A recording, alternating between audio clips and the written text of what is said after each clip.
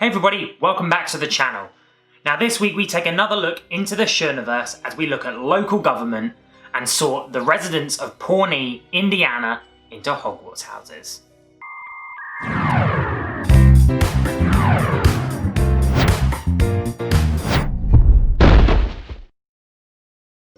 Now I haven't done a Hogwarts sorting video since the second ever upload on this channel, and I had a really good time doing that. So I thought I'd do it again and jump right back in, but this time instead of looking at The Office, I'm going to look at its sister show, Parks and Recreation.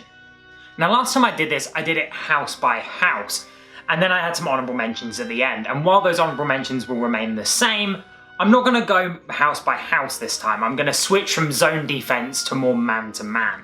I'm going to take it character at a time and then explain which house they belong in. I think this will be a better way of focusing a little bit more on each of the characters. Also bear in mind that these are just my opinions. If you disagree, you're absolutely welcome to. In fact, let me know in the comments below. I'd love to hear what your thoughts are.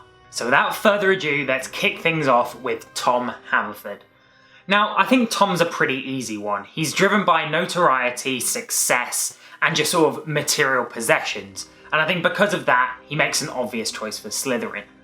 Even his laziness contributes to this because it requires him to be a lot more cunning and a lot more devious to do very little work. Because of all of that, I think Tom Haverford is a definite Slytherin.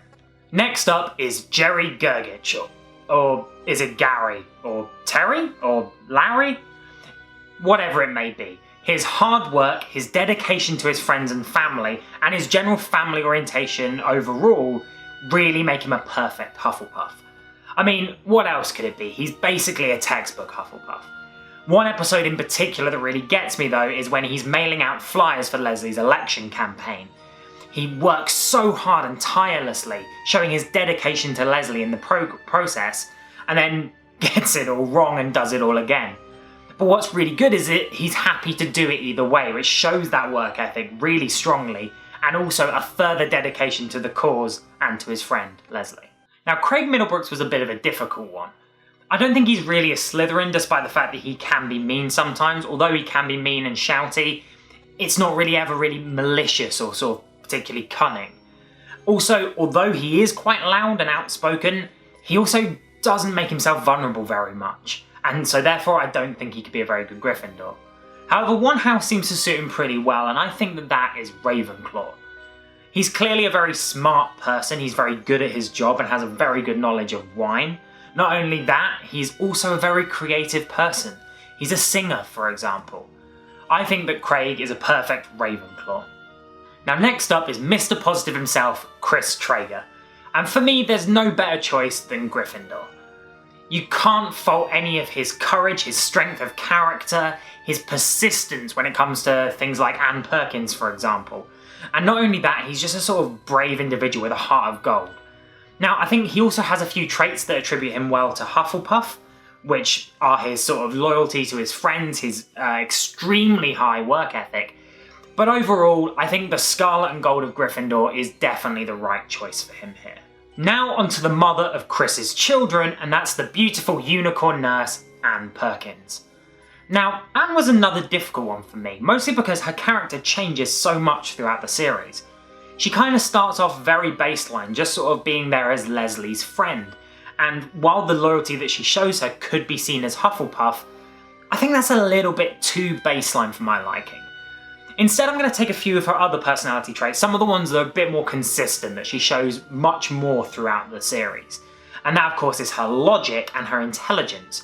She's a very smart person, very level-headed in most situations, and is able to deal with a lot of trouble. However, she's also not very good at dealing with emotional situations, quite often becoming quite flustered in those kind of scenarios, and I think all of that comes together really well and makes her a Ravenclaw. She's lacking a little bit of the creativity that Ravenclaws quite often have, but I think overall this is a good fit. Now, on the topic of Ravenclaws, another good candidate is Anne's former beau, Mark Brandanowitz. Now, Mark has a lot of charm. He's got charm coming out of every orifice of his body. Not only that, but he's often the sort of logical kind of counsel for Leslie quite often. He's the voice of reason, he's the sort of intelligent, grounded thinker, and also on top of that, as a city planner and artist in his spare time, he's a very creative person. Now, he can be quite mischievous, he can be quite sort of cunning and manipulative, but I think overall his Ravenclaw traits really sort of level him out a bit more. I think the mark is definitely Ravenclaw.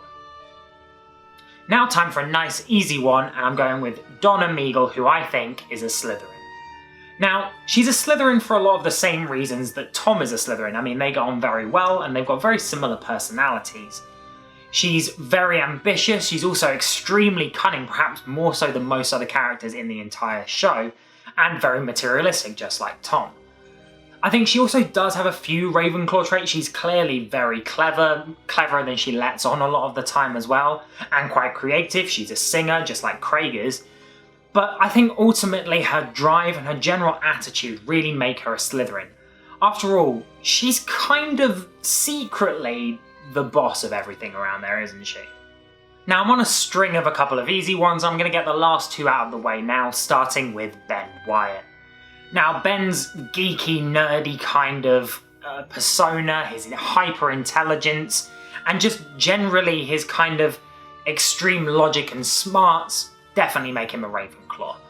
He loves board games, he invented Cones of Dunshire, and he is basically a rock star in the accounting world.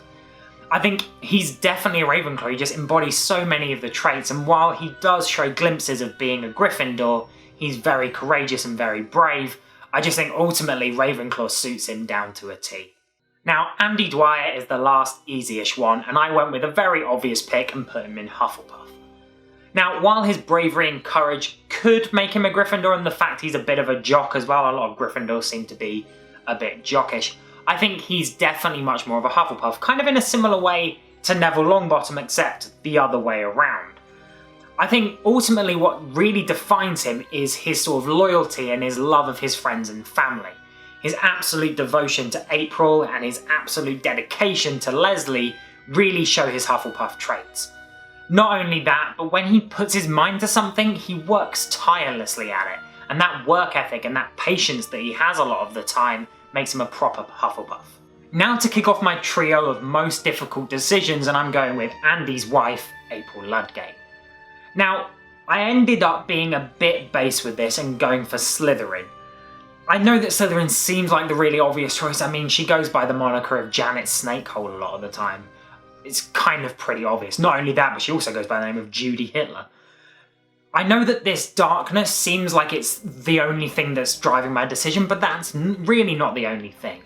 While I did consider her for Ravenclaw because of her creativity and intelligence, I think that ultimately the Slytherin traits that she embodies the most are her leadership, which, although isn't really something she likes doing, she's not a very, she's quite a reluctant leader. She is very good at it when she has to be.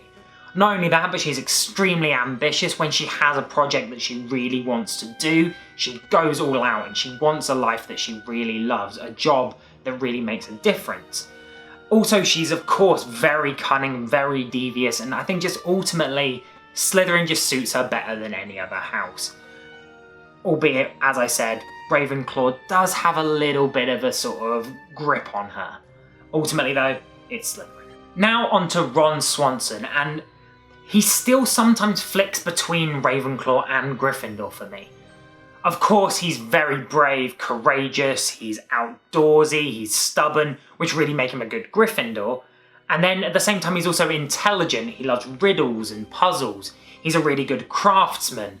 And not only that, he's also quite introverted, he only has a tight-knit group of friends. All of which make him a very good Ravenclaw. However, what swings it for me is I think his most defining trait is probably that courage and bravery, and because of that, he's a Gryffindor. I mean, not only that, but sort of look at him next to a picture of Godric Gryffindor. He could basically be his heir. And now finally onto Leslie Knope. Now, she's a really difficult one, but ultimately I did come to a decision. I think that she has traits that could put her into pretty much any house. She could easily be a Slytherin, she's sort of ambitious, she's a really good leader. She could quite easily be a Ravenclaw as well, she's meticulous, she's intelligent. Or even a Hufflepuff, her loyalty to her friends and her hard work ethic. And then, of course, the Gryffindor traits, her bravery, her sort of boldness and her courage. could easily make her that Gryffindor. I think ultimately though, there is one really decisive factor in all of this, and that of course is what Dumbledore alludes to himself, and that's choice. At the end of the day, Leslie identifies as a Gryffindor. She says it outright. She says that she's a Gryffindor and she is the Seeker on the Quidditch team. And so, how can you argue with that? Not only that though, I don't think this is the only thing. I don't think that that's what takes her beyond anything else. I know that I was really thinking that she was a Ravenclaw when I was going over these thoughts myself. Her studious and geeky nature kind of lent itself really well to that, and if it weren't for the choice, I probably would have gone with that. However, when you do look into it, you've got to bear in mind that she is the hero of the story of Parks and Rec.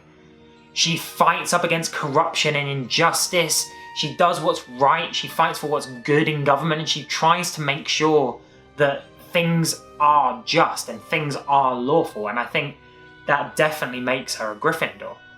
I don't think you can argue with that, and I think because of all of this, she's Gryffindor through and through. If you cut her open, she would bleed scarlet and gold.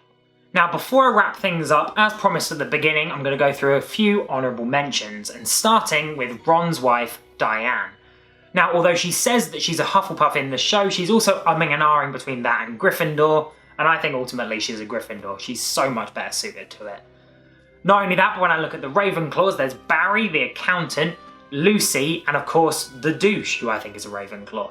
If you go on to Hufflepuff, you've got Bobby Newport, you've got Dave, the police officer, you've also got Brett and Harris, the two guys from Animal Control, and of course, Perd Hapley. And then finally, the Slytherins, and there are a lot of Slytherins in Parks and Rec overall, but some of the more notable ones are of course Tammy 1 and Tammy 2, Councilman Jeremy Jam, Joan Callum Mezzo, as well as Jen Barkley, and of course the Sapersteins, all of them. I'm talking John Ralphio, Mona Lisa, and Dr. Saperstein. It's kind of a family tradition, they're like the Malfoys. And that's all of the different honourable mentions I've got, but there are many more out there, so if you've got any more suggestions, do let me know. So there we go. There's my thoughts on the Hogwarts house placements of all of the characters from Parks and Recreation. But what do you think? Do you agree with me? How wrong am I? Do let me know in the comments down below, and don't forget to like, share, and subscribe to the channel if you're new around here. Thank you so much for watching, and until next week, treat yourself.